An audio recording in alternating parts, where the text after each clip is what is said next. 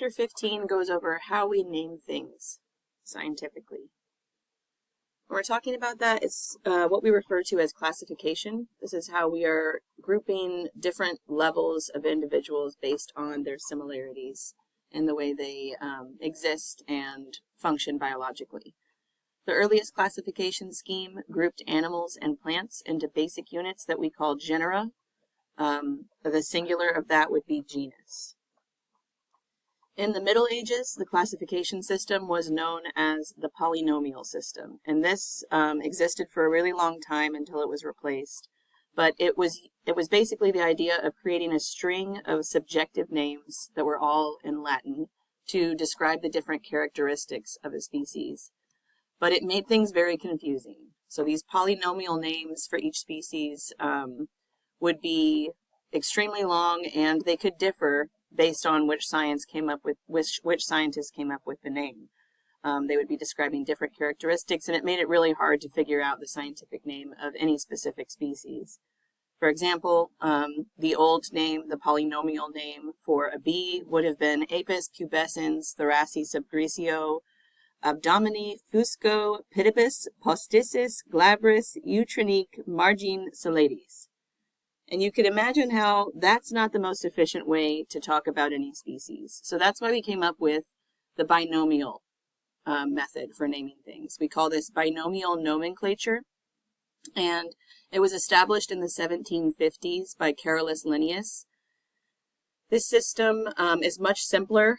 We're basically taking each species or plant, and it will receive two names, which are referring to the genus and then the specific species that we're talking about.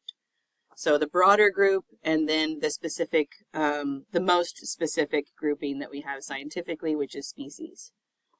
To this day, all living organisms are assigned a scientific name, and they all have those two parts. So that's why we refer to them as binomials, as in two names. When we talk about taxon, that is each individual group of organisms at a specific level in our classification system. When we refer to all of them together, that's the taxa, or if we're referring to basically more than one, it's taxa. But when we talk about the branch of biology that's identifying and naming all of these different groups, that is referred to as taxonomy. So taxonomy is the study of names. No two kinds of organisms can have the same name, and all names are going to be given in Latin. So here's kind of an overview of our taxonomic groups, or taxa. Linnaeus grouped the similar organisms into these higher level categories based on similar characteristics. So we start up here with kingdom. That would be like our plants, animals, fungi, and then we get more and more specific with our different taxons as we go down until we get to our most specific of our taxa, which is species. But each individual layer here in our classification system is a taxon. Linnaeus grouped these similar organisms together based on their similar characteristics, and you can see we also have a broader grouping up at the top. That is our domain. So our three domains that we're familiar with, eukarya, bacteria, archaea, are up at the very top. Those are the most broad classifications for an organism. And then we get more specific the further down this scope of our taxons until we get to species. The scientific name or the species name for an organism is going to have two parts as a binomial. The first part is the genus, which will always be capitalized. And if we go back, you can see here's our genus group. So that's where we get the first half of the name. And then the second part will be that specific epithet that refers only to the particular species, and it will not be capitalized. These two words together are going to be written in italics, or if you're handwriting, it's usually acceptable to underline them. So either way, you have to do one or the other if it's a scientific name. You're either writing it in italics or underlining it. So here's an example of binomial nomenclature. We've got a common name of tiger. The scientific name is Panthera tigris. This first part is referring to the genus.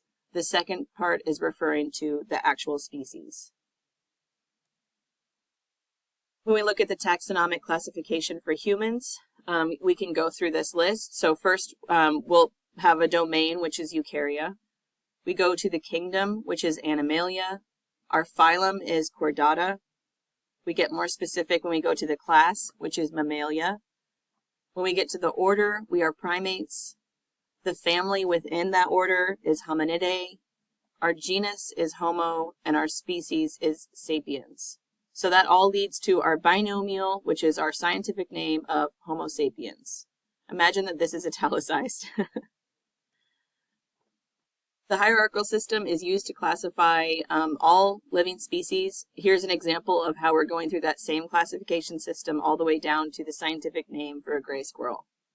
So they are in the domain Eukarya, kingdom Animalia, phylum Chordata. Class is Mammalia. The order is Rodentia. They're of the rodents.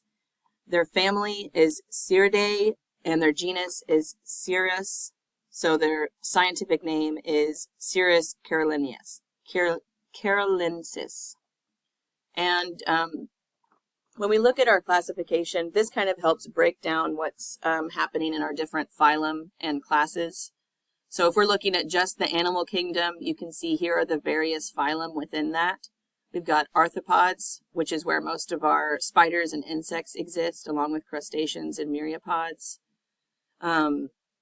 We also have our vertebrates, which have 5 classes: fish, amphibians, reptiles, birds, and mammals.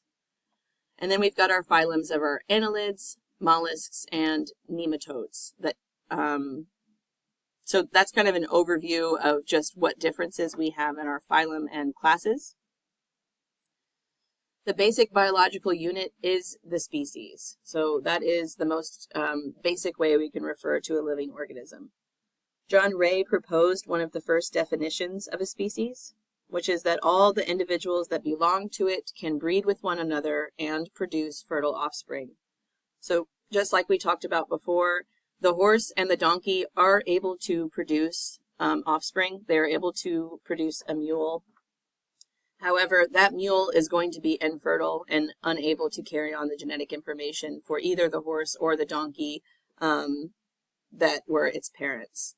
So that's how we know these are different species. They are not able to produce viable offspring, which means they can produce offspring, but their offspring is not able to continue reproducing and carry on that line.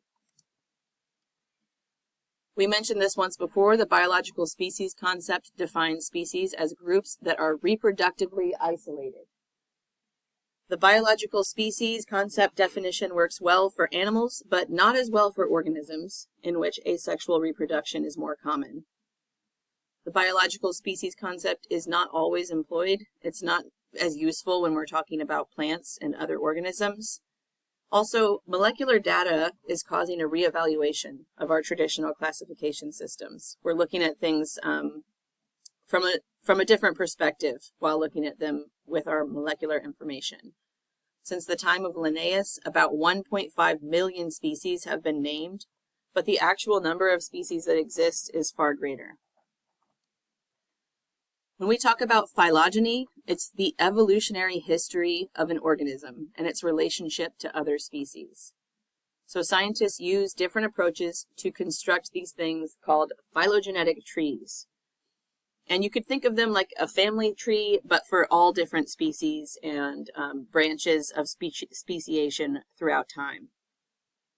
All of the relationships that are going to be represented on a phylogenetic tree are backed by molecular evidence and should have access to DNA or other molecular data. Cladistics is an approach that kind of infers phylogeny. And when we say infer, you could think guesses, an educated guess. So cladistics is a way of guessing at the phylogeny, which is backed by molecular data, and it's based on similarities derived from a common ancestor.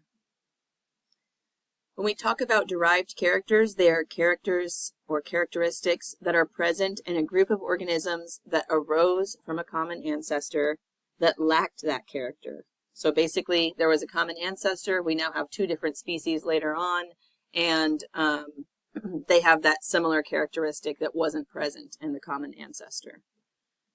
When we talk about a clade, It's a group of organisms that are related by descent that share a derived character. Whenever we examine the distribution of our derived traits among those related organisms, it's possible to construct a cladogram, which is kind of like a phylogenetic tree, but instead of it being backed by molecular evidence, it's mainly a guess based on what we can perceive as similarities between species. So a cladogram, the relationships are hypothetical. You can easily make your own. For instance, you might assume some kind of relationship between bats and birds or flying animals along the way on this cladogram.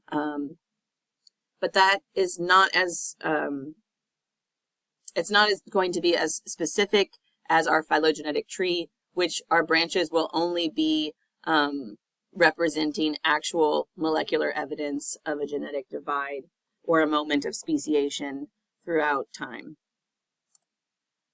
So here's a cladogram of vertebrate animals where we are guessing based on characteristics relationships. So we are starting with humans, which are bipedal, meaning we have 2 feet. We go back until we reach an organism that is that has 4 feet.